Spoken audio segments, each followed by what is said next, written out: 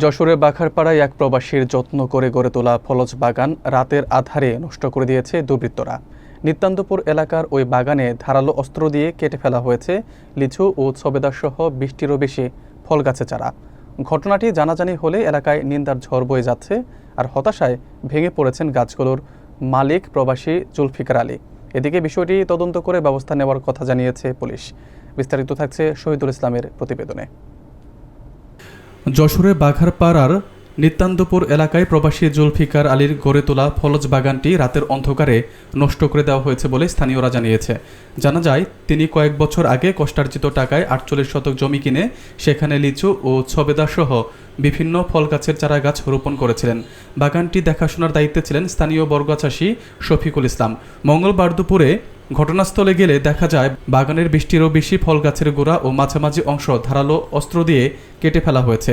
স্থানীয় শফিকুল ইসলাম, বাবলু সহ অনেকে বলেছেন, গাছগুলো দ্রুত বড় হচ্ছিল এবং একটি সুন্দর বাগানও তৈরি হচ্ছিল, কিন্তু কে বা কারা এই ঘটনা ঘটিয়েছে সে বিষয়ে কেউ কিছু জানাতে পারেননি। তারা এটিকে অত্যন্ত নিন্দনীয় কাজ বলে উল্লেখ করেছেন।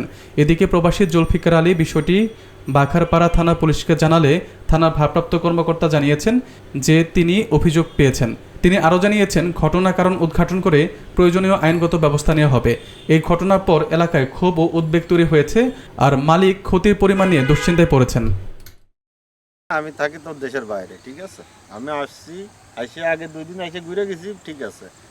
বইটা নিয়ে মনে করেন এরা দুটো লোক অসহায় এগিয়ে দিছি, এরা চাষবাস করে ফল ফলালি তরি লাগায় খায়, আর আমার গাছগুলো যত্ন পান করে। আজকে সকালবেলা যারা দিয়ে আমার ফুফতো ভাই হয়, ও আমার বাড়ি দিয়ে কাছে ভাই এই ব্যাপার গাছ কেটে ঠিক আছে কারা কিরে।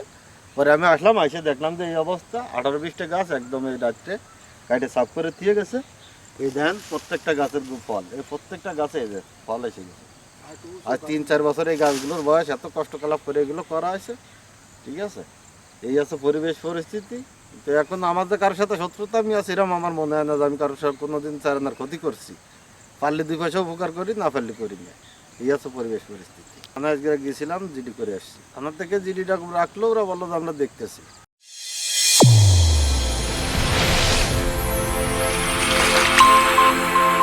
চ্যানেল A1 হৃদয়ের